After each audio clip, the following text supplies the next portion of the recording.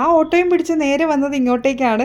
ഉച്ചയ്ക്ക് ഫുഡ് കഴിക്കാൻ വേണ്ടി ഒരു റെസ്റ്റോറൻറ്റ് തപ്പിപ്പിടിക്കാൻ പറഞ്ഞപ്പോഴേക്കും ഇവള് കണ്ടുപിടിച്ച റെസ്റ്റോറൻ്റ് ആണ് ഈ കാണുന്നത്. ഇവിടെ എന്താ കുഴപ്പം എന്ന് ചോദിച്ചു കഴിഞ്ഞാൽ ചെറിയൊരു പണി ഞങ്ങൾക്ക് കിട്ടി. അതെന്താന്ന് ഞാൻ വഴിയേ പറയാട്ടോ. ഐറ്റംസ് ഇച്ചിരി കോസ്റ്റ്ലി ആയതുകൊണ്ട് ഞങ്ങളെല്ലാം ഓരോന്നേ ഓർഡർ ചെയ്തിട്ടുണ്ടായിരുന്നുള്ളൂ. ആദ്യമേ സ്റ്റാർട്ടറായിട്ട് ഒരു സൂപ്പും പിന്നെ ഈ ഹൈദരാബാദ് ബിരിയാണിയും പിന്നെ ഒരു പുഡിംഗ് ആണ് ഞങ്ങൾ പറഞ്ഞത്. ഓർഡർ ചെയ്ത ഐറ്റംസ് ഒക്കെ അടിപൊളിയായിരുന്നു. അത്യാവശ്യം നല്ല ക്വാണ്ടിറ്റി ഉണ്ടായിരുന്നു. ആദ്യമായിട്ടാണ് ഒരു ബിരിയാണി ഞാൻ സ്പൂണും ഫോർക്കൊക്കെ വെച്ചിട്ട് കഴിക്കുന്നത്.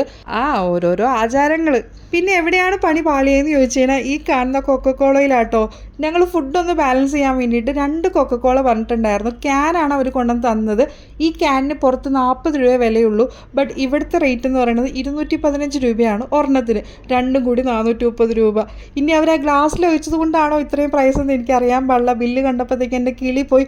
മൊത്തം 2000 രൂപയുടെ ബില്ലായിട്ടുണ്ടായിരുന്നു. ഫുഡിന് അത്യാവശ്യം റേറ്റ് ഉണ്ടാവുമെന്ന് ഞങ്ങൾക്ക് അറിയാമായിരുന്നു. ബട്ട് ഇത്രയും ഞങ്ങൾ പ്രതീക്ഷിച്ചില്ല. പിന്നെ ഒരു രസം എന്താണെന്ന് വെച്ച് കഴിഞ്ഞാൽ ഞങ്ങൾ ഫുഡ് കഴിച്ചതിന് കുറച്ച് ഫ്രണ്ടിലേക്ക് കഴിഞ്ഞപ്പോഴത്തേക്ക് ഒരു സൈഡിൽ KFC, അപ്പുറത്തെ സൈഡിൽ ഒരു വെജ് റെസ്റ്റോറൻറ്റ്, അതും കൂടി കണ്ടപ്പോഴത്തേക്ക് എനിക്ക് സഹിക്കാൻ പറ്റുന്നുണ്ടായിരുന്നില്ല. പിന്നെ ഫുഡ് അടിപൊളി ആയതുകൊണ്ട് അതും പറഞ്ഞ് ഞങ്ങൾ സമാധാനിച്ച് അടുത്ത സ്പോട്ടിലേക്ക് പോയി. ഈ കാണുന്നത് ഹൈക്കോർട്ടും നേരത്തെ കണ്ടത് കർണാടക സെക്രട്ടേറിയറ്റ് ആണ്. അതിനൊരു പേരുണ്ട്. അത് നിങ്ങൾക്ക് കമൻറ്റ് ചെയ്യാവോ?